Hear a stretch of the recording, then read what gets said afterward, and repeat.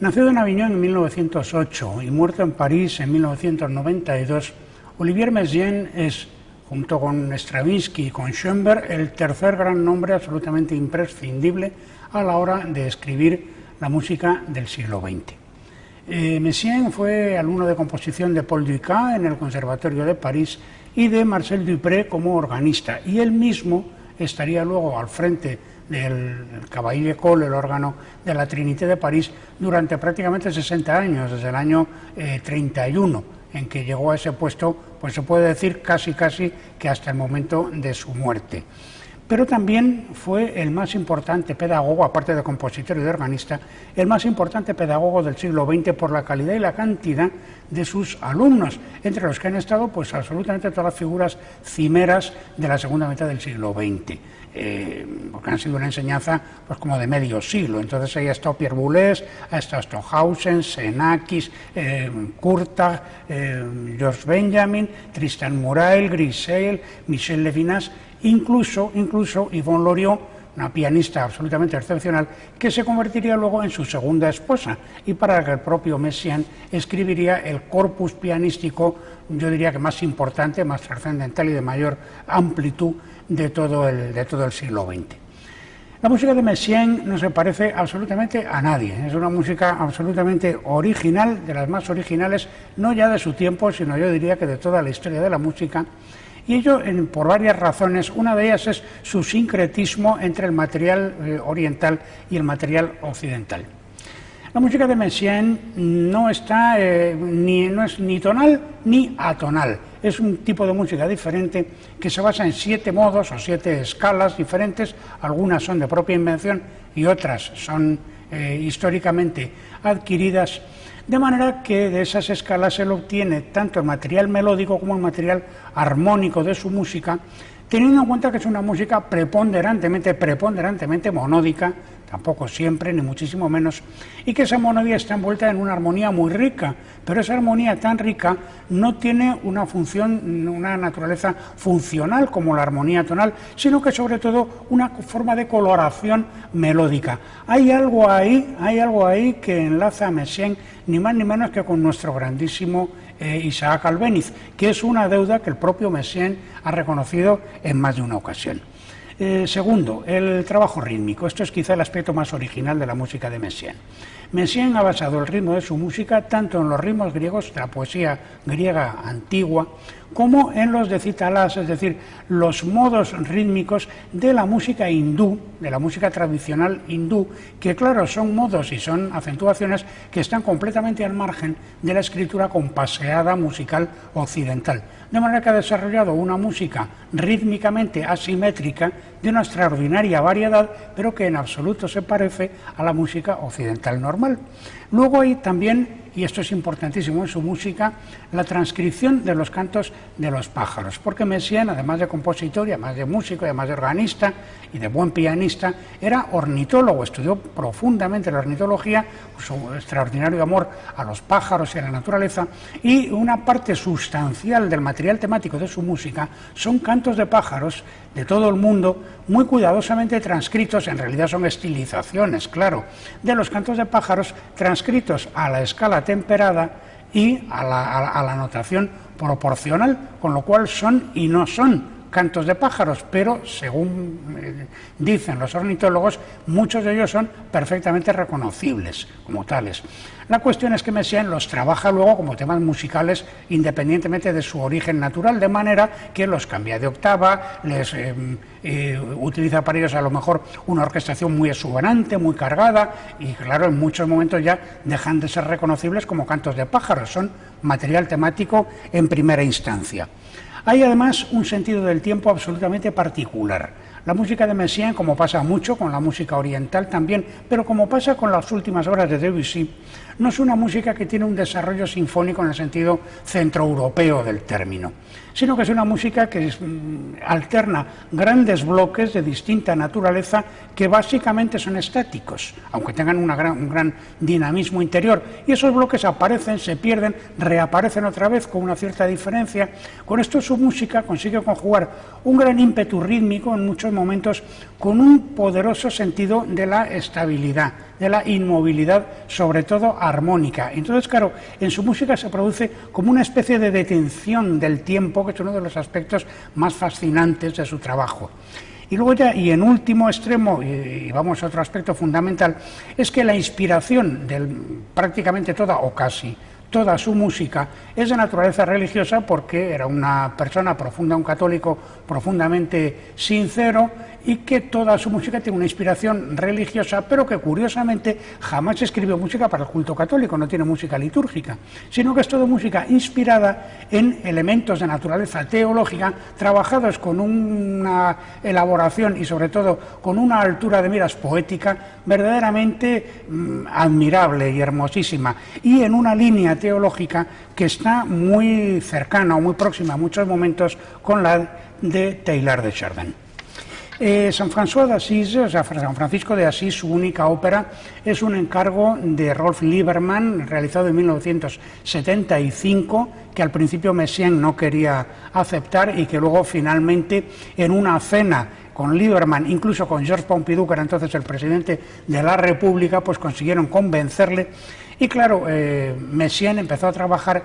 Lógicamente, un ornitólogo y un hombre profundamente católico, pues era lógico que fuese a dar con el personaje de Francisco de Asís, porque Francisco de Asís es un personaje verdaderamente singular por muchísimas razones. Primero, porque es un hombre que en pleno siglo XIII, murió en 1226 con 44 años, como es bien sabido. En pleno siglo XIII fue el primer fundador, digamos, verdaderamente un precursor de lo que hoy llamaríamos una comunidad cristiana de base, absolutamente democrática, al margen de la jerarquía. En ese sentido es tremendamente original su aportación. Y luego, además, era un hombre que, según cuenta la tradición, pues tenía una capacidad especial para relacionarse con los animales y singularmente con los pájaros. Fue el primer poeta en lengua vernácula italiana. La primera poesía italiana de que tenemos noticia prácticamente es el Canto de las Criaturas, de Francisco de Asís. Y además fue un hombre, pues yo diría, profundamente pacifista, que trató en todo momento de establecer una relación entre el Islam y el cristianismo, cosa que no, por desgracia, pues no logró, naturalmente no por falta de esfuerzo en tal sentido. Y en este sentido no faltan los exégetas que tratan de interpretar la figura de Francisco de Asís como la de un sufí, o fuertemente influido por la mística sufí. Sea como fuere, Messiaen acabó el libreto en el mismo año 75, acabó la composición de la obra en el 79, le llevó 5 años, y luego la orquestación, son 9.000 y pico de compases para una orquesta gigantesca, pues le duró hasta el año 83. Y precisamente en ese año 83, el 28 de noviembre, es cuando la obra recibe su estreno en la Ópera de París, dirigida por Seiji Ozawa.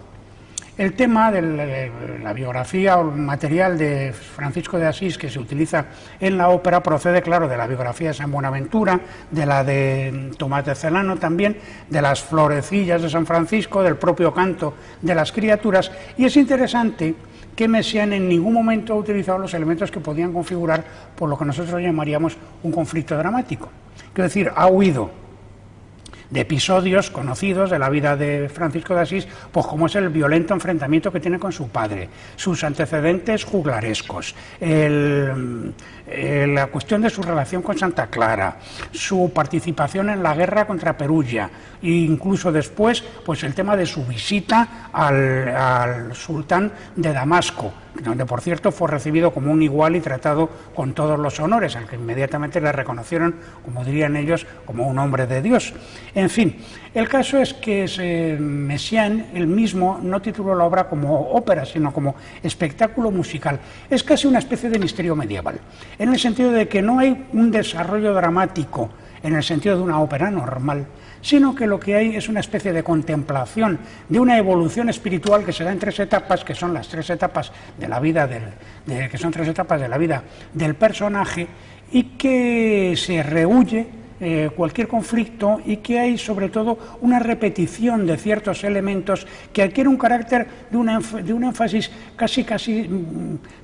ritual. de manera que la obra está como más cercana de un misterio medieval que de una ópera stricto sensu. Entonces, en el primer acto, de lo que se habla es de vencer el miedo. Se comienza con un tema que además luego se repite muchas veces, que es Fray León, uno de los que acompañan a San Francisco a su visita al Monte Albernia, por ejemplo, y Fray León siempre está diciendo que tiene miedo,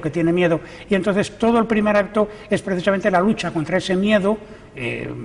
con la colaboración de la gracia santificante, hasta que al final el propio Francisco de Asís es capaz de abrazar y besar al leproso, venciendo su propio terror a la enfermedad y curando al leproso, que es una de las tradiciones que están en torno a Francisco de Asís. El segundo acto es la visita del ángel, y el ángel es el que enseña a San Francisco la música de las esferas. Y entonces San Francisco, confortado por la audición de la música de las esferas, adquiere la capacidad de hablar con los animales. Y de ahí viene todo el final del segundo acto, que es uno de los momentos de mayor belleza musical y orquestal de toda la historia de la música, que son los dos grandes conciertos de pájaros cuando San Francisco hace la predicación a los pájaros, que han pintado, entre otros, pues Giotto, en unos frescos inmortales. Y luego el tercer acto, en definitiva, es cuando Francisco recibe los estigmas, que históricamente se supone que es el primer creyente que lo recibe, y la muerte de San Francisco y su resurrección, es decir, su identificación con la luz eterna en el final de la obra. Luz que naturalmente es un acorde de do mayor, y ese acorde de do mayor es exactamente el mismo acorde con el que el ángel le ha hecho escuchar la música de las esferas, o la música celeste. Messiaen, en definitiva, sigue el plan wagneriano de utilizar leitmotiv, motivos conductores. Cada personaje está acompañado de uno o de varios motivos. San Francisco tiene un motivo que se oye desde el principio, que es una melodía en la cuerda en octavas con varios tritonos, y cada personaje está acompañado, además de por varios motivos, por varios cantos de pájaros. San Francisco en concreto por la curruca de cabeza negra, que al parecer es endémica del monte Subasio, precisamente, ¿no? Y el ángel está acompañado por el canto de la curruca de Nueva Caledonia, porque claro, es como un ser que viene del otro lado del océano, y por eso ha cogido Messiaen un canto de un pájaro que no es europeo. Los cantos de los pájaros del tercer acto, a los que me refería hace un momento, son uno de los instantes de mayor dificultad de interpretar, porque son superposiciones de ritmos irracionales que todos están fuera de compás, en que hay superposiciones de tempi diferentes y que por supuesto no hay regularidad ninguna. Es un momento de una extraordinaria dificultad y sin embargo extraordinariamente fácil de escuchar, entre otras cosas porque la música vocal, la música cantable de la obra es extraordinariamente clara, melódica, silábica, se comprende todo el texto y es una música llena de expresividad, llena de intensidad, llena de sencillez, y pese a ser extraordinariamente difícil para los intérpretes, es por el contrario y paradójicamente extraordinariamente fácil de escuchar para el oyente. La orquesta que moviliza Messiaen, de la que hablé al comienzo, es quizá la más gigantesca que se haya usado jamás en un foso de ópera, al extremo de que no cabe en un foso de ópera convencional. Hay 3 pícolos, 3 flautas y flauta en sol, es decir, 7 flautas, 3 oboes y corno inglés, o sea, 4 oboes, 2 clarinetes requinto en mi bemol, 3 clarinetes en si bemol, clarinete bajo y clarinete contrabajo, o sea, 7 clarinetes, 3 fagotes y contrafagot, una trompeta aguda en re y 3 trompetas en do, 6 trompas, 3 trombones, 2 tubas, una tuba contrabajo, luego una especie de gamelán balinés que es muy ostensible sobre todo en el comienzo, integrado por xilofón, xilorimba, vibráfono, marimba, glockenspiel, 5 percusionistas, 3 son las martenot y un conjunto de cuerda que tiene que ser como mínimo pues de unos 80, 70 y tantos, 80 intérpretes, más un coro mínimo de 120 voces. Todos estos efectivos hacen absolutamente imposible interpretar la obra en este teatro, y por eso se hace en el espacio del Madrid Arena, con una producción que procede de la Trienal del Ruhr del año 2003, dirigida por Emilia e Ilia Cavaco, cuyo elemento central es una cúpula gigantesca, multicolor, cuyos cambios de color son precisamente, tratan de transmitir los cambios y el desarrollo espiritual del personaje protagonista.